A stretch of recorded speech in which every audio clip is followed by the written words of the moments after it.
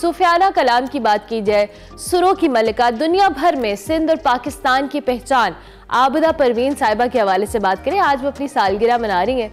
20 फरवरी को पैदा हुई लाड़काना के अंदर मौसीकी की तरबियत अपने वालिद उस्ताद मोहतरम गुलाम हैदर साहब से हासिल की और रेडियो पाकिस्तान से अपने फ़नी सफ़र का आगाज़ किया।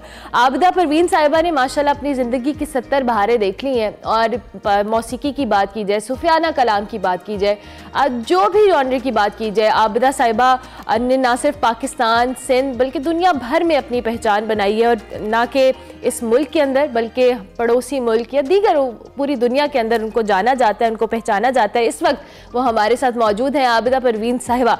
Thank you very much madam. सबसे पहले तो वेरी हैप्पी बर्थडे। कैसी हैं आप? ठीक ठाक हैं? Thank you very much. बस आपकी मेहरबानी, बहुत आपने याद किया, बहुत बहुत करम। मेरे लिए बड़े ऑनर की बात है कि आज मैं आपसे बात कर रही हूँ, क्योंकि आपको तो हम सुनते हैं, आपको पसंद करते हैं, आपके बहुत बड़े मद्दाह हैं। तो ये बताएं, आपने माशाल्लाह ज़िंदगी की इतनी सारी बहारें देखी हैं, वक्त के साथ कहते हैं बहुत तजर्बा आता है, बहुत सारी चीज़ें बदलती हैं। कि अपने इस सफ़र के हवाले से बताएं, अब तक आपने ये जो बहारें देखी हैं ज़िंदगी की, क्या सीखा और क्या आप हमें बता सकती हैं? जी बस ये तो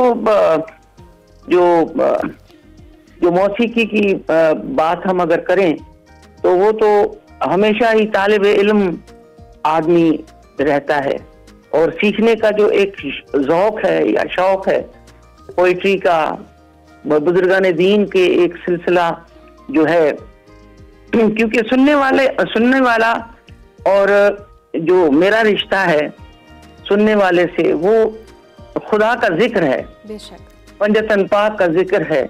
और फिर वो हर वक्त ही उसमें एक नई नई बहार का एक जो सिलसिला जारी होता है, वो मैं समझती हूँ कि कभी ना खत्म होने वाला एक सिलसिला होता है। तो वो हमेशा जो है आदमी को एक जारहाना तरीके से वो एक बार बार जिंदगी मिलती है इस फील्ड में रहने से।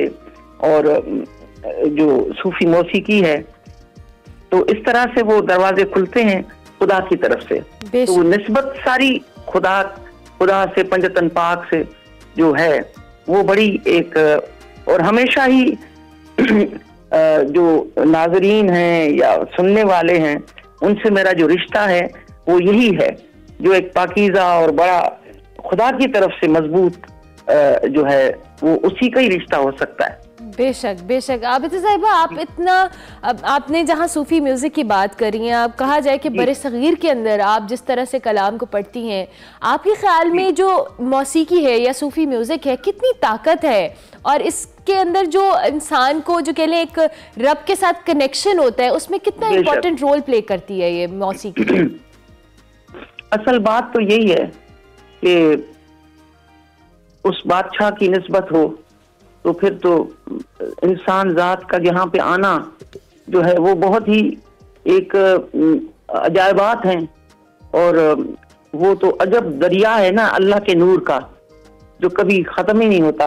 और फिर खुदा साईं के जो रहमत की जो नदियाँ हैं वो वहाँ से गुजरती हैं जहाँ हमारे जैसे मसाकीन और गुरबा रहते हैं। तो इस तरह से वहाँ जहाँ वो इतना करीम है। और फिर जैसे हजरत बाबा बुल्ले शाह साहब ने भी फरमाया है कि मैं विच मैं न रह गई काई, बुजुर्गान दीन का कलाम है, मैं विच मैं न रह गई काई, जबकि पिया संग प्रीत लगाई। यानी जब से है वो प्रीत लगी हुई है। तो वो सारा एक जो निस्बत है वो इतनी पाकीज़ा और इतना करम की एक निस्बत है कि आदमी जो है वो बात ही नहीं कर सकता, कि वो अंदर दिल में जाके और रूह में चली जाती है बात। तो क्या बात है।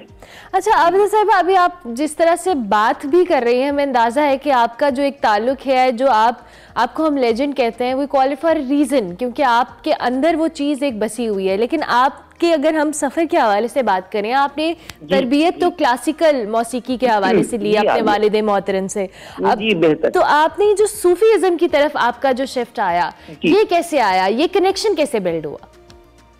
असल में क्लासिकल मौसीकी जो है वो है ही, ये भी सूफी मौसीकी है, क्योंकि जिस तरह से सुरों की वेरिएशंस आती हैं वो असल में उस जात को बुलाया जाता है, उस जात को बुलाया जाता है। हर सुर की वेरिएशन जो है वो यही जाहिर करती है कि ये किस तरह से, क्योंकि उसमें क्लासिकल मौसीकी में जो बोल हैं वो कम होते हैं, जैसे एक अस्थाई एक अंतरा, इस तरह से, तो उसी को ही फिर जो वेरिएशंस में अलाप में उसको जाहिर करते रहते हैं।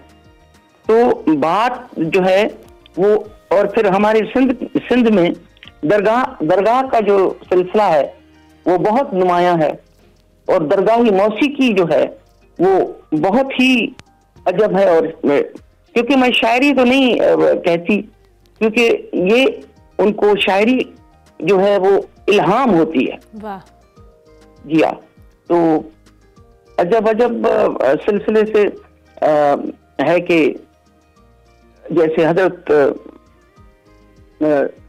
हजरत मौलाना रूम रहमतुल्लाह अलैह सरकार जैसे फरमाते हैं कि हरदम लिबास दिगर, फारसी में है हरदम लिबास दिगर ऑन योर बरामद गहे पीरो जवाशुद, यानी हर लिबास बदल बदल के यार एक ही आ रहा है।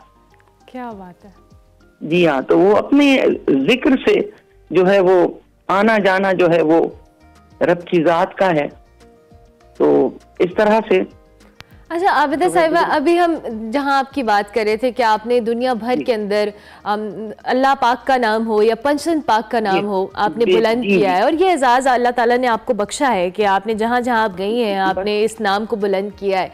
कोई ऐसी परफॉर्मेंस, कोई ऐसी ऑडियंस जहां आपको लगा हो कि आप अपना मैसेज पहुंचाने में हर जगह ही कामयाब होती हैं, लेकिन वो जो एक इंगेजमेंट होती है अपने सुनने वालों के साथ, तो वो ज़रूर बताइएगा।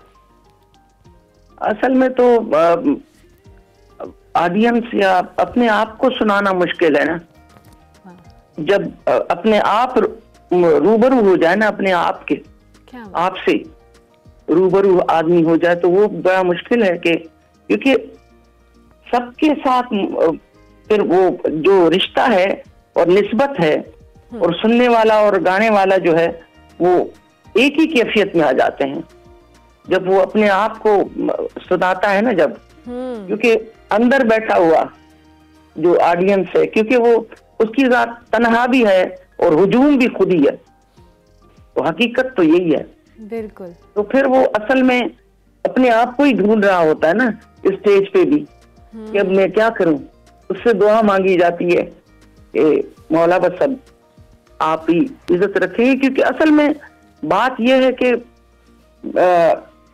जो हमेशा मैंने ये समझा है कि प्रोग्राम जब भी मैं करती हूँ तो यही समझती हूँ कि ये पहला प्रोग्राम है मेरा। वाह वाह। और हमेशा इसी तरह से मैं तैयारी भी करती हूँ, जैसे बिल्कुल एक चीजें तो मुझे सारी याद होती हैं, पर उसका एक सिलसिला में बना लेती हूँ कि किस तरह से इस महफिल को, फिर वो रुख भी होता है कि किस तरह से महफिल का रुख बन रहा है, तो इस तरह से वो हो जाता है।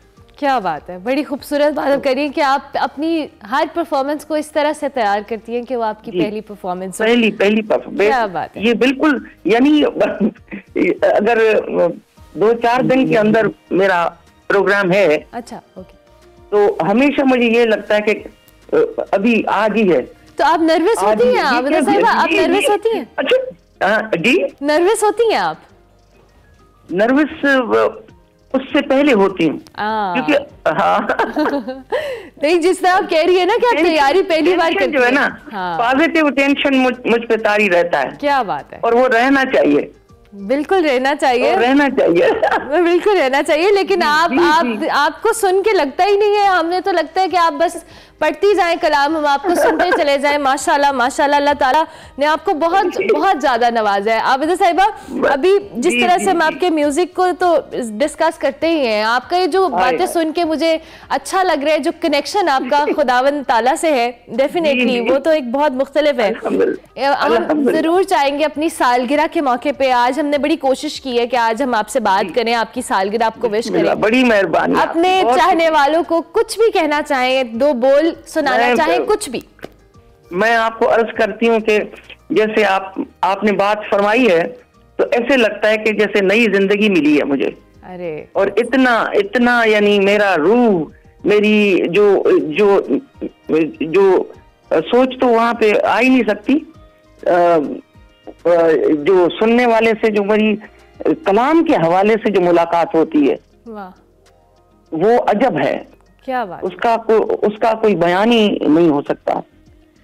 अभी भी हमने एक नात जो है हजरत बाबा बुल्ले शाह रहमतुल्लाह अलैह की नात है जी जी, कि हुण मैं लखिया सोहना यार, हुण मैं लखिया सोहना यार, जिस दे हुस्न दा गरम बाजार। क्या बात है। ये हजरत बाबा बुल्ले शाह रहमतुल्लाह अलैह का, तो अभी यूट्यूब पे है।